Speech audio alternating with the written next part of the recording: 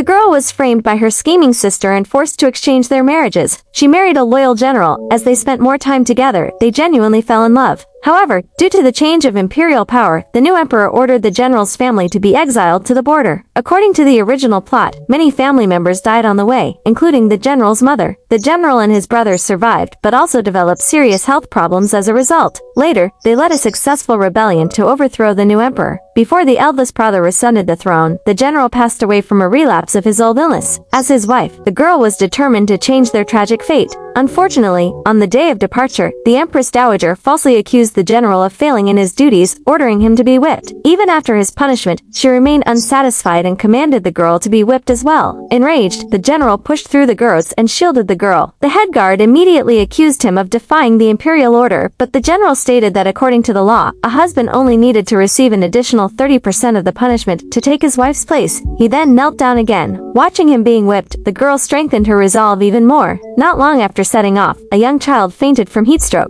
His father begged the guards for some water. However, the head guard refused, for the lives of exiles were worthless in their eyes. The general couldn't contain his anger, yet the girl held him back. She noticed one of the guards trying to offer her his water bag, but she shook her head, signaling him not to reveal his identities. Just then, a merchant caravan passed by here. The escort excitedly grabbed the general's hand, calling him his savior. It turned out that the general had rescued them during a bandit attack, but the general looked confused, as if he had long forgotten. The girl immediately asked the escort if he could spare some water. Without hesitation, the escort handed her his water pouch, then went to greet the head guard. When learning the merchant caravan was also heading to the border, the head guard grew suspicious and urged the general's family to set off. However, that night, he was shocked to find that the resting spot had already been occupied by the merchant caravan. The escort generously invited him to rest there together. The head guard hesitated, but another guard reminded him it was the only place nearby suitable for resting. Hearing this, he reluctantly agreed. The escort immediately served them a hearty dinner. He also asked if he could share the extra food with the general's family, for he didn't want to waste it. The head guard tried to stop him, but he noticed the other escorts staring at him fiercely. To save his life, the head guard gave in again, and his suspicion deepened. The next morning, he was told that the merchant caravan had left early, which eased his doubts. However, it wasn't long before they met again at a new resting place. The escort invited him to join them for lunch, and asked if they could share their extra food with the general's family once more.